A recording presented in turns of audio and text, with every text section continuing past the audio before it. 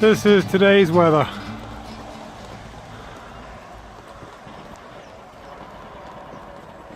This is why Ireland is 40 shades of green. That's the strips of timber put on the forward hatch. It's all glued together now.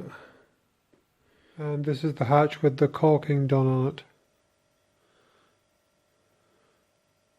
I talked about making a cutout in this with a little port light in it, but since I made this and the way it's turned out, I've decided not to do the cutout in it, because the trade-off is having the cutout to let light in would not be an advantage, given it takes away the ability to actually sit up on top of this hatch, which would probably be in a great position on the boat to sit up on, just to, you know, relax and take in the view, etc. So I've decided to leave it as is, and if in the future I decide that making the cutout in it is worthwhile, I can do that. But I'm not convinced of that at the moment, so I'm leaving it as it is. This is the step stroke seat that I made for the companionway of the boat, and I've decided I'm going to face it all in cedar. So I've cut out all these pieces of cedar just to face the whole thing, so I can put a top on it with cedar and a front piece as well, just to make it all look nice. That's all the timber planed down, so just have to fix it all in place, and then we'll have to do all the caulk and the joints then after that, so it's a job for another day. Okay, I've made this extension for the V-berth. I spoke about this a long time ago doing this, because the two single berths that make up either side of the V-berth are very small, especially for somebody my size. So I've made this extension here, which will maximize the space of the V-berth. It's made on the same principle as the step that I made for the companionway. It just pops out, so it's removable and just slots in. So this is the temporary companionway door I've been using on the boat just to keep the weather out. So I've taken some of this cedar timber and cut out weatherboards out of it. I'm going to see if I can make this work. Have to obviously route them and all that kind of stuff, but this may or may not work. So it's just a work in progress. So I had to go making these washboards out of this cedar, and yeah, it's turned out pretty good. But this piece at the top here, the last piece, which I intended to join to this one here, glue those two together, I thought I'd cut this in and yeah, that'd be a great job, but I realised that when I had it done that this area here is going to be like a water trap here, and then this is open here as well, so not really great. Now I know a lot of you probably do your own projects, or maybe you're thinking about doing projects. When you do something like this, a lot of people sometimes go, oh well crap, that's it, doesn't look great, it's not really doing what it's supposed to do, but I've invested a lot of time in it, so the hell with it, it'll do. But I'm not like that, so I wasn't happy with that. So then I had to go with this, and I thought, you know what I'll do, I'll put it up to there, and then I'll put another piece of the Iroko over the top, an angled piece, to make a deflector there to take the water off. If it rains, it'll deflect it across there. And that was a great idea, but then when I had that made, I looked at these bits here at the end and go, well that doesn't really look great either, does it? Because that's a bit of a water trap too at both ends. So then I said, well, I'm not really going to settle for that. So then I made this, which does the joint here, so I can put the deflector in, and it comes out and closes those ends as well. So the point of all this, what I'm trying to say is if you're doing some project and it doesn't really go according to plan, don't give up. Don't say it'll do, it's good enough. Keep at it and make it how you want it. Because that's the point of doing all this DIY stuff, whether we're on a house or a boat or mobile home or RV, whatever it is, you know, it's only timber, it's only metal. Spend a bit of time and get it right. Hello everyone, so we're having typical Irish weather here now at the moment. It's warm and wet, raining. It looks like you're standing in a cloud most of the time. So it's not really conducive with doing any work outside on the boat, even though, you know, it's dry inside. It's just a pain getting in and out of it. I have progressed a few things on that I can work on now inside here in the workshop today. The companionway washboards that I cut out, and also the other seat stroke step that I made for the companionway as well. So I'll give you a look at that. Okay, so this is the step stroke seat for the companionway. I treated the underside here with polyester resin, and then I've given it a number of coats of gloss paint as well to seal it all. This is the side you actually see, which is the cedar timber, and I caulked it down using the same stuff I used for caulking the companionway hatch and other hatches. I made this front leading edge piece on just to make it look nice from the front, and I'm going to oil this down with the same oil that I'm using for the other hatches, just to make it look nice. So that's turned out pretty good, I think. Happy with that. And then the washboards that I cut out, they're just roughed out. I have to you know, finish them. And then the companionway hatch, I worked on that intersection between the hatch and the washboards, and I'm going to have to make that lip. Yeah, so this is the edge where I'm going to have to put this piece to run as a drip here out over this edge to deflect water across where the companionway washboards are. So I'm going to have to cut an angle on this inside edge here to get that to sort of sit something like that, so that comes across, and then I'll let it run on out, say this far here on both sides, just to give me a little bit to trim back when I have it up in place, just to see, because I don't want to just cut it off flush and then realise, oh, I should let it run on a wee bit to just you know, deflect a little bit more. So yeah, I'm going to do that, and then I'll work out the intersection between that part there and where it meets this part here underneath. So that is sort of like that, and then this piece comes across it. So I'm going to have to work out that transition between those two on the underside here to get that as, you know, tight and as neat as possible, you know, of a connection there, so it's like a flush fit. So that'll probably take a little bit of work to get right. But I can clamp this piece onto the face of this here with a pencil line that I marked on to give me a position, and then cut this out and leave it running on, you know, it's a couple of inches on either side. I'm not sure it's this particular piece I'm going to use, but that's the idea anyway. That's the way it's going to be done. I may use a slightly wider piece, I don't know. I'm just going to have a look and see, you know, what I think works out and looks the best. You need to come across enough to shed water, but you don't want to, you know, have it too bulky that it gets in the way. So I'll just see. So they say necessity is the mother of invention. So if you don't have the ability to tilt your saw blade, I mean, you saw with a fixed blade like mine, it's just a flip over saw, either a chop crosscut saw or it's a circular bench saw. You can't tilt the blade in this kind of saw, but if you tilt the workpiece by making something up like this and clamping together, you'll be able to cut it at an angle, hopefully, and keep all your fingers.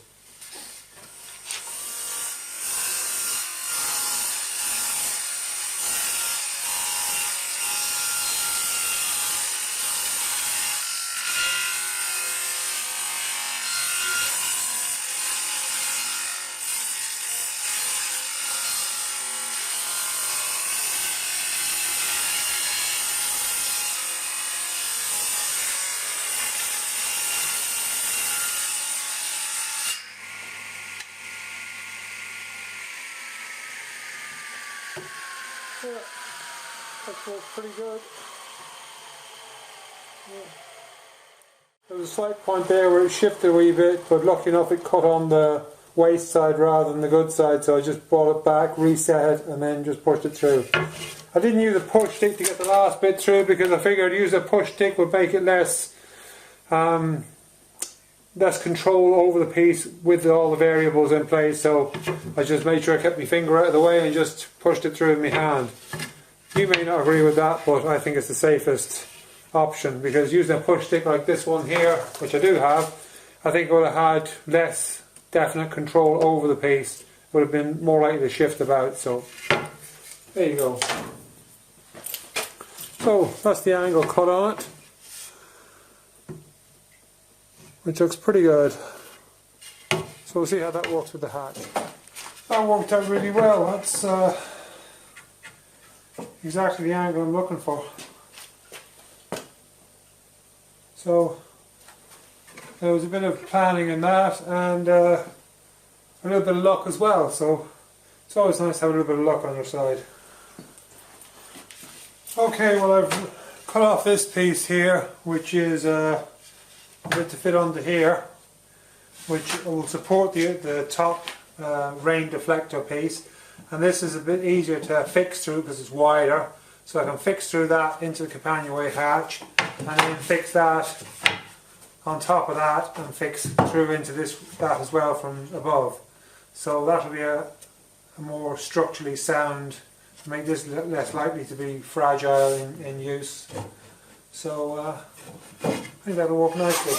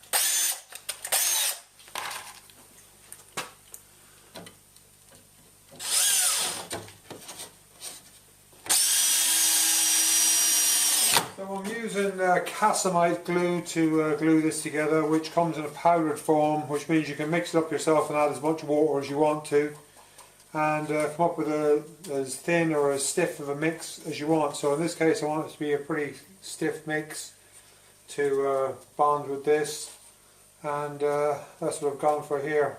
So I'm going to use a brush to apply it, and just get a nice even coating on a piece of wood. So just double check me. That's what my reference mark is for, so I can see them on the right side to join it back together again. So that's coated on both sides. I'm just going to join, which should give us the best chance of a good bond.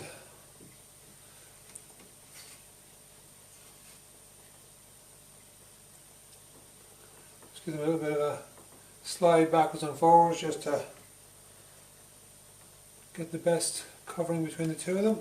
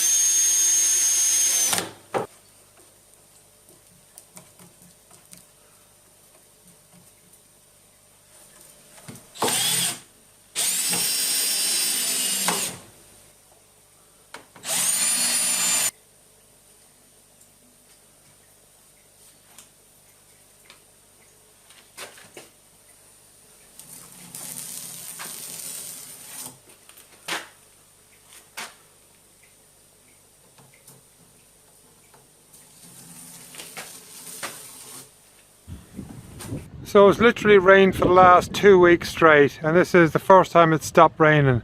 So I've just come out here to the boat to try and do a little bit with the companionway and the washboards I've been working on.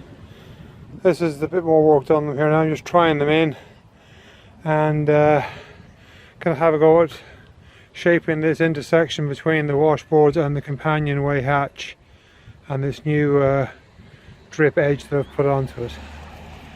Now, just to let anyone know that doesn't know, when I'm doing these sort of freehand planing bits for this washboard, I'm actually using a pencil to mark a line on here to give me a guide. So I mark a line of a couple of millimeters along the edge of it the whole way along, and then that gives me a guide to work down to, so I can plane down to that edge there, plane the pencil line off, and that I know I've taken off a consistent amount along the whole area I want to plane, rather than just hacking at it with the plane and then finding out I've taken off too much.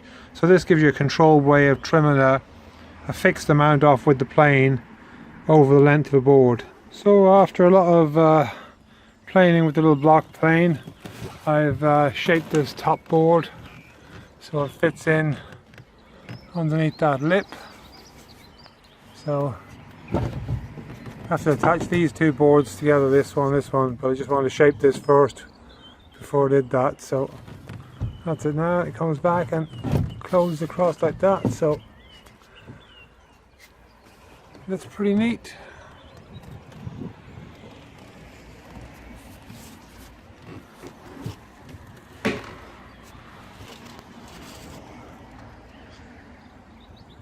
So this is a close-up on the intersection between the washboards and the companionway hatch. As you can see, it turned out pretty nice. This is the side view. You can see the intersection between the washboard and the companionway hatch. So I've kind of shaped it down to meet up as neatly as necessary. Obviously it's timber and I don't want to make it too tight, because if I do, it'll end up being swelling up and maybe sticking all the time. So I've left a little bit of clearance around it, so especially above between the washboard and the companionway hatch, there's a couple of mil there, so it won't hopefully swell any that it's going to stick and all that. And I shaped this back edge here to mate up with that leading edge of the companionway too, so I think that's looking pretty good. So this is the way it's going to look. As I said, I'm not really sure what I'm going to do with these edges on each end. I'm just leaving them for the moment until I decide I'll shape them some way. Don't want to cut them off yet and find out that I've missed something, so not really any problem at the moment, so I just leave them as they are for the moment. So I think that's looking pretty neat. I've treated all these hatch covers for the bunks in the boat with epoxy, 2 coats of polyester resin, and now I'm painting them with the white paint I'm going to finish with, give them just a first coat, let it dry out and then recoat them. That's one side of them all with 1 coat. Just let it dry off. It's a nice sunny day today, so they should dry off pretty easily, and then flip them over and paint the other side. So that's a look at the V-berth there with the hatch covers that I made and painted and put in place there now. So that's one more thing to tick off the list. This is a bit of stainless steel box section which I'm going to use to make the attachment between the rudder and the tiller. So I've cut out this slot here, and I'm going to I was intending just to slip it into that there, but I just want to trim it down a little bit more, so I'm going to cut it down to this here. So obviously I'm going to have to trim down the thickness of the tiller handle and the thickness of the rudder stock as well to get them to fit tight in there. They're just too tight now at the minute, but that's the connection cut out, the attachment point for the tiller to the rudder, made out of stainless. So the rudder fits in there. I'll obviously going to bolt through here, and then the tiller fits into that section there and bolt through that.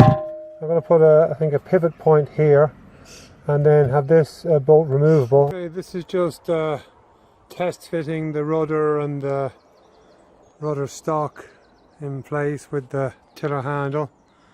Obviously nothing's fitted together, it's just friction holding it together. And this section here obviously going to sit higher up. It's just resting there because there's no attachment on the back of the transom of the boat. So I just want to try it in place, but obviously it's just going to, the whole thing's going to stay at the same angles, it's just going to lift that bit higher. So I think that's all good. Well, that brings us to the end of another episode. It's the 11th of June today, it is cold, it is miserable, there's a north wind blowing and there's rain coming behind me, which says we're going to pour here in about 2 minutes. So it's really not showing much sign of improving the weather, and I'm literally going to go in after I've done this and turn the heating on the house for an hour. It's that cold. So if you've enjoyed watching this episode, please remember to give me a thumbs up. If you haven't already done so, subscribe to the channel, and I'll see you next time.